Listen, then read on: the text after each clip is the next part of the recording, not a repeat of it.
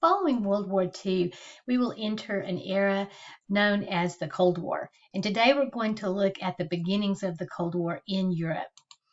Near the end of the war, in February of 1945, a meeting was held in a place called Yalta. There, the Allied leaders agreed, they made decisions about what would happen following the war. And they agreed to create the United Nations, which would replace the League of Nations. And this time the U.S. would join. The country of Germany and its capital city of Berlin would be divided up into 4 zones that would be occupied by the Allied powers. And Stalin of the Soviet Union agreed to hold elections in Eastern Europe. These are the leaders at the Yalta Conference: Churchill from Great Britain, Roosevelt from the United States, Stalin from the Soviet Union. Notice that Roosevelt looked sick in this picture, and he will pass away in a couple of months. He had been president through the Great Depression, through World War II. He'd been elected 4 times, and he just wasn't well by the end of all this. A few months later, in July of 1945, another meeting was held at Potsdam. This time, Joseph Stalin from the Soviet Union was still there, but there was a new president.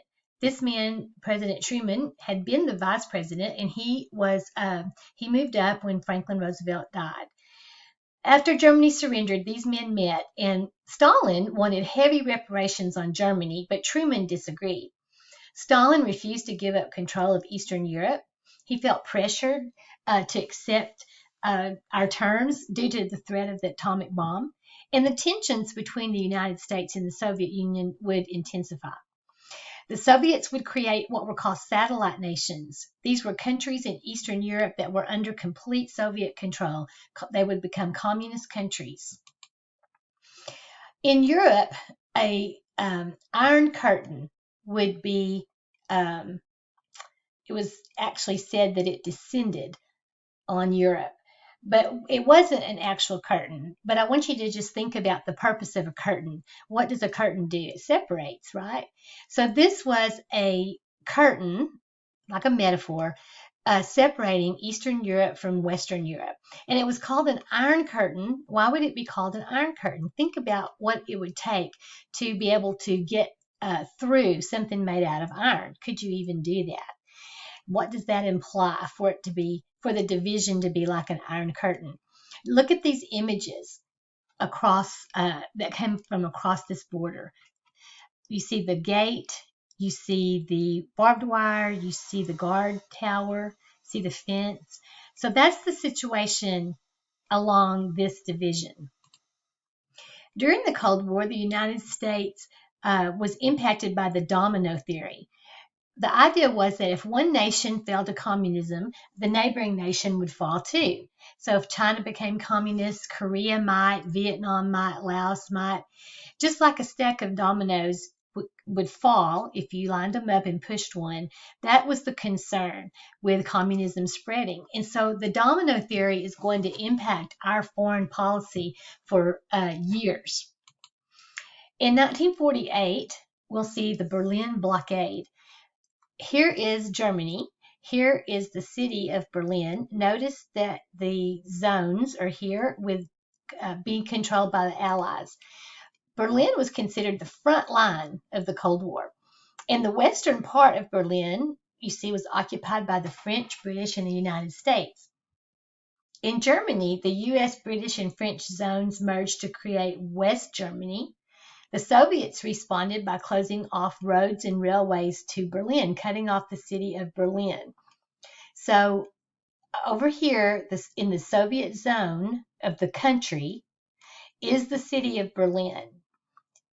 Okay, and they were able to cut this city off from the rest of West Germany. That resulted in what was called the Berlin Airlift. Huge amounts of food and supplies were dropped by planes to help the people of West Berlin. For almost a year, the US and the British airlifted supplies to the people in West Berlin. It was a success, and the Soviets had to end the blockade. It was a victory in our effort to contain communism, to keep it from spreading. It boosted American prestige around the world. It showed that the Western powers would not back down in the face of aggression, and it's going to lead to two sides of the Cold War. We're going to see two organizations formed. NATO, which stands for North Atlantic Treaty Organization, was a military alliance that provides mutual defense and collective security for the Western democracies. So on this map, the blue areas are the NATO nations. The Soviets would respond by creating the Warsaw Pact, and it would have it would be like an organization of these Eastern European satellite nations. So NATO was formed. This treaty was in 1949. Here are the countries involved. Here they are on the map. And in 1955, 6 years later, the Warsaw Pact will be formed. And these were the countries here, the USSR, and then the satellite nations here would be part of the Warsaw Pact. Behind the Iron Curtain, there was friction. There were anti-communist revolutions in Eastern Europe, in Hungary in 1956, in Czechoslovakia in 1968. The Soviets put these revolutions down. The Berlin Wall was built in the city of Berlin to keep people from escaping. You see, this was built here in 1961. This is the Berlin Wall. These are people jumping out of windows, trying to get out and get across from East Berlin into West Berlin. Here are pictures of the wall being built. You see the barbed wire. The Berlin Wall will last from 1961 to 1989. Millions of East Germans had fled over to West Berlin to be free from communism, and that's when the wall was constructed in 1961. The Soviet leader Khrushchev ordered construction of this wall to keep people from getting out to freedom. People were separated from family and friends, and if they tried to escape, they were killed. In 1963, President Kennedy visited West Berlin, and in a speech, he declared in German, "I am a Berliner," to show that free people around the world had solidarity with the people of West Berlin. It was a famous speech that he made. So the teacher who created this slideshow put this in here. It was not me that lived in Berlin as a child, but I left this here so that you could read it. And this was the Berlin Wall. And then this was the Berlin Wall when it was being torn down in 1989. This was a huge event. People were watching all around the world, watching live as this was happening, as this wall was being torn down. And the person who made this PowerPoint was remembering how, because they lived in Berlin at the time, and they remembered how happy people were on both sides of the wall.